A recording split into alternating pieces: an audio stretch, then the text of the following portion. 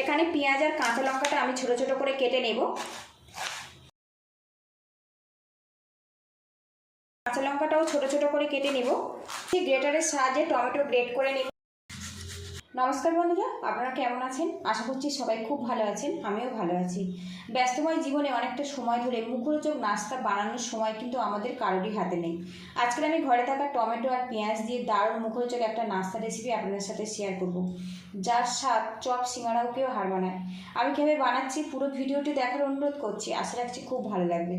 আজকে রেসিপির জন্য এখানে দেখুন 3টে পাকা লাল টমেটো নিয়েছি, একটা পেঁয়াজ নিয়েছি আর নিয়েছি হচ্ছে 4টে কাঁচা লঙ্কা। নির্দিষ্ট মেজারমেন্ট ছাড়াই কিন্তু আপনারা প্রয়োজন মতো নিয়ে এটা খুব সহজে বানিয়ে ফেলতে পারবেন। আগে থেকে এগুলো কিন্তু বেশ ভালো করে আমি ধুয়ে নিয়েছি। এখানে পেঁয়াজ আর কাঁচা লঙ্কাটা আমি ছোট ছোট করে কেটে নেব। আর বন্ধুরা, আমি সবসময় কিন্তু চেষ্টা করি ঘরে থাকা উপকরণ দিয়ে একদম নতুন নতুন খুব শর্টকাট নাস্তা বানানো। প্লিজ বন্ধুরা, লাইক শেয়ার সাবস্ক্রাইব করে আমাকে একটু সাপোর্ট করবেন। আর রেসিপিটা যদি ভালো লাগে বন্ধু বান্ধব আত্মীয় স্বজনের কাছে একটু শেয়ার করে দেওয়ার অনুরোধ করছি। এখানে দেখুন পেঁয়াজটা আমি ছোট ছোট আর চৌকো শেপ দিয়ে কেটে নিচ্ছি। এইভাবে পুরো পেঁয়াজটা আমি কেটে নেব। আজকে যে নাস্তাটা আমি বানাচ্ছি বন্ধুরা, এটা বানাতে কিন্তু দোকান থেকে আর কিছু কিনে আনতে হবে না, ঘরে থাকা উপকরণ দিয়ে খুব ঝটপট কিন্তু বানিয়ে ফেলতে পারবেন। এদিকে দেখুন বন্ধুরা, পেঁয়াজটা কেটে নিয়েছি। এবার কাঁচা লঙ্কাটাও ছোট ছোট করে কেটে নেব। তবে আজকের নাস্তাটা কিন্তু টক ঝালটা সমান মাপে রাখবেন, এতে নাস্তাটা অনেক বেশি মুখরোচক হবে। এখানে গ্রেটার নিয়েছি, গ্রেটারের সাহায্যে টমেটো গ্রেট করে নেব। আর বন্ধুরা অবশ্যই গ্রেটার দিয়ে গ্রেট করে এই রেসিপিটা বানাবেন, এতে নাস্তাটা খেতে কিন্তু বেশি ভালো লাগবে। আর আপনারা চাইলে কিন্তু টমেটোর দানাটা বাদ দিয়ে গ্রেট করতে পারেন। আমি এখানে টমেটোর দানা ফেলবো না, এইভাবে পুরো টমেটো গ্রেট করে তারপর ফেরত আসছি।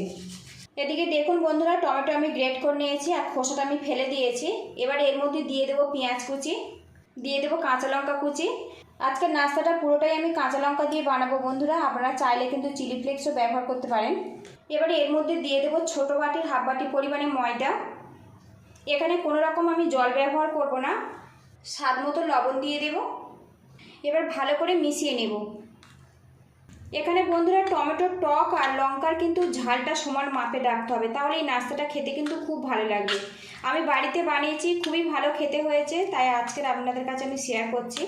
আশা করি আপনাদেরও খুব ভালো লাগবে। ভালো করে মিশিয়ে নেব।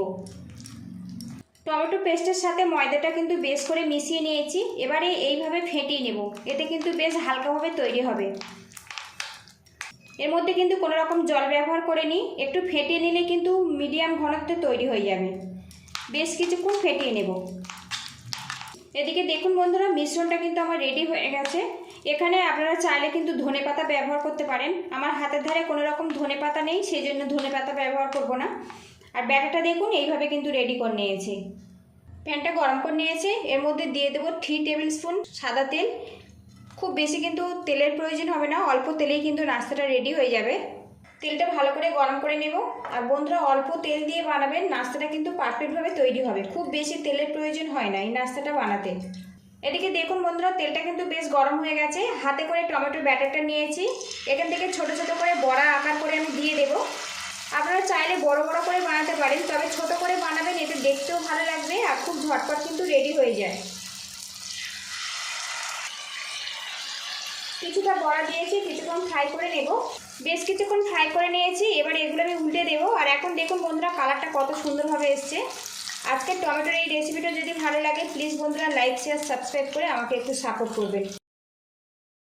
আর রেসিপিটা ভালো লাগলে বন্ধু বান্ধব আত্মীয় স্বজনের কাছে একটু শেয়ার করে দেওয়ার অনুরোধ রাখছি। তো টমেটো দেওয়ার জন্য দেখুন বন্ধুরা কালারটা কত সুন্দর এসছে। এই নাস্তা খেতে কিন্তু এক্সট্রা করে চাটনি বা সসের কোনো কিছুই প্রয়োজন হবে না। চা কফির সাথেও খেতে পারেন, আবার শুধু মুখেও খেতে পারেন, এটা এতটাই ডিলিশিয়াস। অনেক সময় জ্বর সর্দি কাশি হয়, মুখে রুচি থাকে না, টমেটোর এই রেসিপিটা একবার বানিয়ে দেখতে পারেন। আরও কিছুক্ষণ ফ্রাই করে নেব। এদিকে দেখুন বন্ধুরা, নাস্তাগুলো কিন্তু রেডি হয়ে গেছে। এবার এগুলো আমি তুলে নেব। তো বন্ধুরা একবার এইভাবে বানিয়ে খেয়ে দেখবেন, বাজার থেকে চপ সিঙ্গাড়া খাওয়া কিন্তু একদমই টোটালি ভুলে যাবেন, এটা এতটাই টেস্টি।